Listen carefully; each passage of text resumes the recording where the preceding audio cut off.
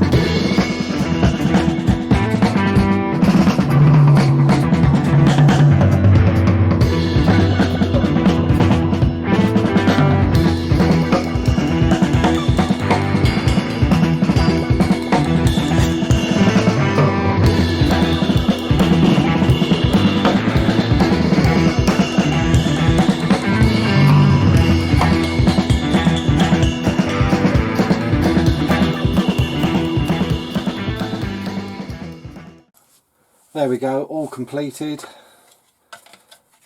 Out with the broken old, in with the new, and it's even got a custom little brace across the steering area which I knocked up quick on CAD, so hopefully that'll make that more durable for life.